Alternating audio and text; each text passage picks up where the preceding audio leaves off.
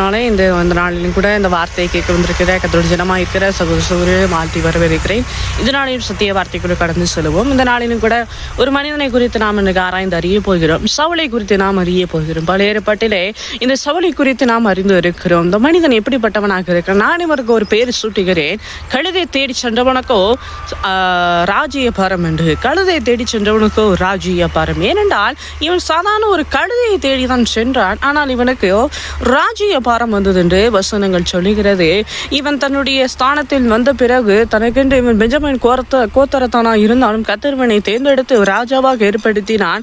அன்றைக்கு இஸ்ரவேல் ஜனங்கள் தங்களுக்கென்று ஒரு ராஜா வேண்டும் என்று கர்த்தரிடத்தில் முறையாடி கொண்டு இருந்த நாட்களில் கர்த்தர் இவனை தேர்ந்தெடுத்தார். ஏனென்றால் இவன் சௌந்தரியம் உள்ளவன் என்று வசனம் சொல்லுகிறது. இவன் பாருங்க, இவனுடைய நாட்களில் எல்லாம் கர்த்தருடைய வார்த்தைகள் கீழ்ப்படியாமல் கர்த்தருடைய ஆவியானவர் இவனுக்கு ஒரு பொல்லாத ஆவியை அனுப்பினார் என்று வசனம் சொல்லுகிறது. அப்படிப்பட்ட சூழ்நிலையில் தான் பெத்லெகேம் ஊரானாகிய தாவீதை தெரிந்து கொள்ளுகிறான். ஈசாயினுடைய குமாரனாகிய தாவீதை தெரிந்து கொண்டு அவன் கையினால் வாசிக்கப்படுகிற வாத்தியத்தினாலே மாத்திரம் அந்த பொல்லாதாவினை அடிக்கடி அவனை விட்டு போகிறது. இந்த பொல்லாதாவை இவனை அலைக்கழித்துக் கொண்டிருக்கிற சமயத்திலே தாவீது ராஜா தாவீது அந்த சிறு வயதில் இருக்கும்போது 1000 பேரை சவுலோ 1000 பேரும் தாவீதோ 16,000 அவருடைய 9 மடங்கு அதிகமாக வீழ்த்தினார் என்று சொல்லி தாவீதை குறித்து புகழ்ந்து பாடும்போது சவுலுக்கோ மிகுந்த விசனம் உண்டாயிற்று நாம் பார்க்கிறோம். கர்த்தருடைய ஜனமே, வசனம் சொல்லுகிறது 1 சாமுவேல் 18:14 சொல்லுகிறது, தாவீது தன் செய்கைகள் எல்லாம் புத்திமானாய் நடந்தான். கர்த்தருக்கு முன்பாக புத்திமானாய் நடந்தது போல